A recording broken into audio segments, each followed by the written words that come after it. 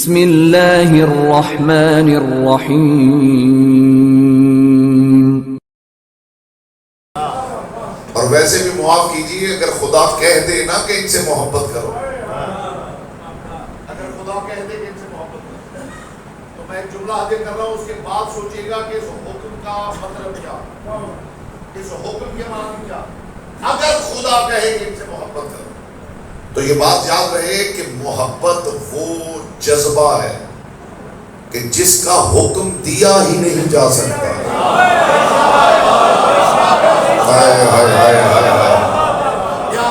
کیا ہے خوبی بھی بنائیں لیکن زبان سے ہم مجلس میں بھی شامل رہیں، شامل مجلس بھی رہیں۔ محبت وہ جذبہ ہے حضور جس کا حکم دیا ہی نہیں جا سکتا۔ محبت کا حکم دینا ہی غلط ہے۔ چلیے اور آسان کرتا ہوں، جو 2-4% بندے نہیں سمجھے ان کے لیے آسان کرتا ہوں۔ محبت طلب بھی نہیں کی جا سکتی، محبت طلب کرنا محبت کی توہین ہے۔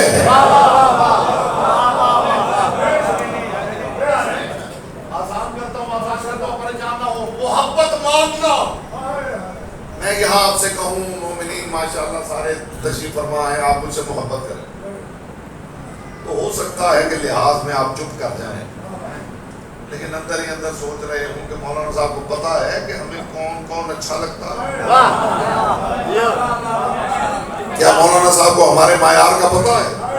جو شاعر بیٹھا ہے وہ سوچے گا یہ لکھتے ہیں جو میں ان سے محبت کروں۔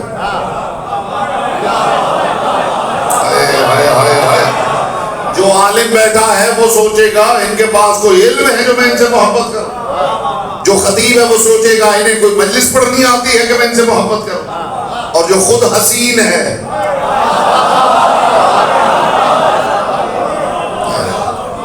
ایک بات میں آپ کو بتا دوں، جتنی آپ توضیح المسائل نہ اتنا ڈھیر آپ لگا لیں پڑھ لیں، یہ میں آپ کو ذمہ داری کے ساتھ کہہ رہا ہوں کہ بولنے سے روزہ بالکل نہیں ٹوٹتا۔ اگر کسی کا خیال ہے کہ میرے منہ سے پھر کر کے اڑ جائے گا تو ایسا نہیں ہوگا۔ ایک صلوات پڑھ لیجیے بلند آواز سے محمد۔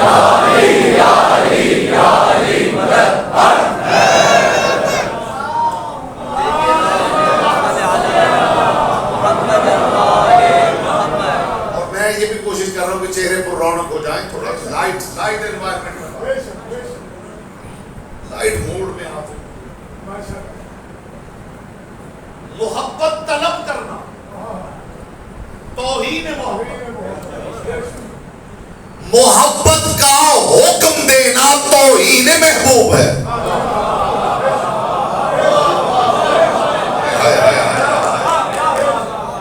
چلیے آسان کرتا ہوں، جو نہیں سمجھے ان کے لیے آسان کرتا ہوں۔ کمرہ خوشبو سے مہک رہا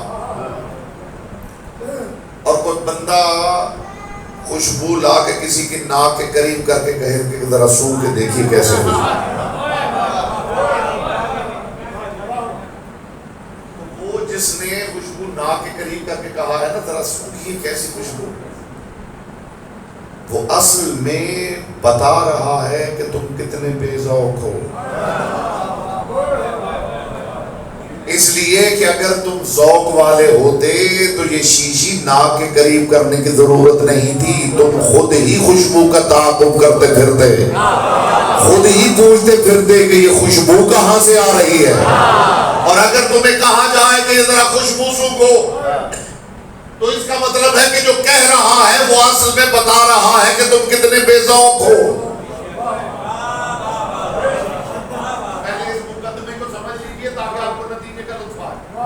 اگر مقدمہ غلط ہے تو آپ میری تائید کر دیں یا انکار کر دیں تاکہ میں بات ہی روک دوں۔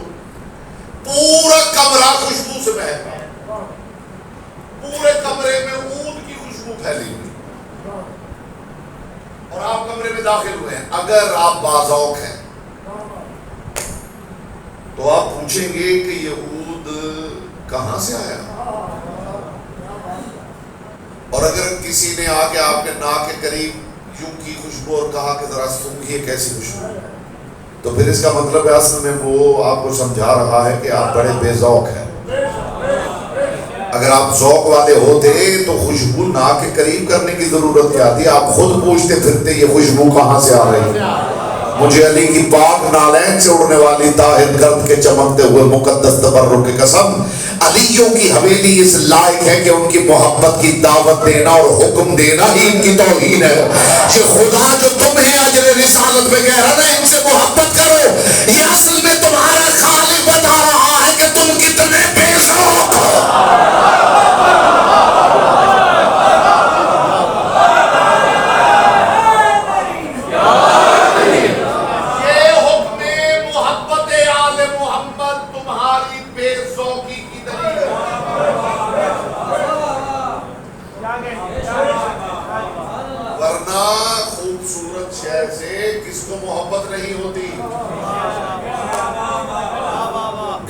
آپ اپنے بچوں سے محبت نہیں کرتے؟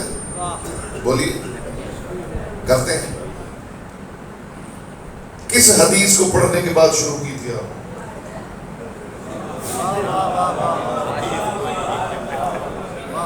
کیا خیال ہے ممبر پہ شور مچاؤں پھر آپ بڑی بات نہ کرو؟ آپ اپنے بچوں سے پیار کرتے ہیں؟ کس حدیث کو پڑھنے کے بعد آپ نے پیار شروع کیا؟ بولیے. نہیں. کسی آیت کو پڑھنے کے بعد محبت شروع کی تھی؟ کوئی مجلس سنی تھی کہ جس میں مولانا صاحب نے آیت پڑھی کہ اپنے بچوں سے پیار کرنا چاہیے اور چاہتے ہی آپ مغل گیر ہو گئے کہ آجو بچوں مجھے تم سے محبت ہو گئی؟ جب سے پروردگار نے بچے عطا کیے ہیں تب سے آپ کو محبت ہے. یہ محبت کسی حکم کی وجہ سے نہیں ہوئی، بچوں کی معصومیت کی وجہ سے ہوئی ہے. بچوں میں پروردگار نے کمال ایسا رکھا ہے کہ اب آپ کو محبت کے لیے کسی